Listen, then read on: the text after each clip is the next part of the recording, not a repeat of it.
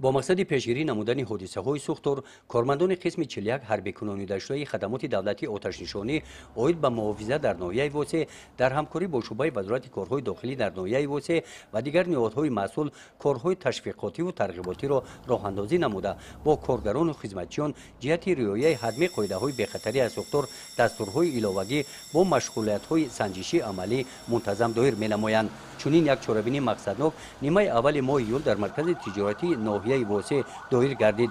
در این مرکز سودا زیاده از 600 نفر تاجران و هزارها نفر شهروندان همه روزه در مناسبت‌های خرید و فروش مال و محصولات و فعالیت مشغول می‌باشند. مشغولیت سنجشی فهماندهی با صدا دادن بانگ خطر، تدبیرهای نجات‌دهی و خاموش‌کنی سوختور دایر گشت. در روش عملیات‌های یکباره فهمانیدن سبب‌های سر زدن سوختور، استفاده عاقلانه تجهیزات‌های تعلیمی اشتراکچیان آگاهی پیدا نمودند. همچنین مناسبت احتیاطکارانه کفالت پیشگیری و راه ندادن به حادثه‌های فلاکتبار سوختور راه‌اندازی گردید.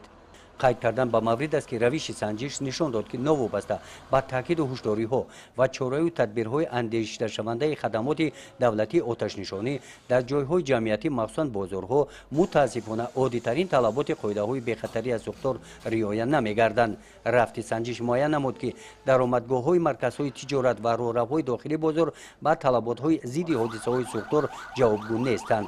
در نتیجه چنین مناسبت خودنظرانه از جانب بعضی از مسئولین حادثه‌های ناخوش سوختور به عمل آمده به حیات و سلامتی آدمان ضرر و به جمعیت و دولت زیان مادی می‌رسانند.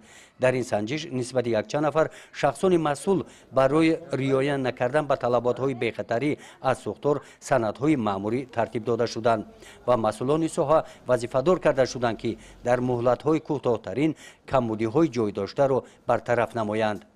با مقصد پیشگیری چنین حادثه‌های ناخوش و تحکیم وضع بی‌خطری از سوختور طبق طلبات وزارت کارهای داخلی جمهوری تاجیکستان از حساب کارمندان مقامات نظارت دولتی بی‌خطری از سوختور و دیگر خدمات و مقامات‌های دخلدار گروه‌های کاری مشترک تأسیس داده شدند.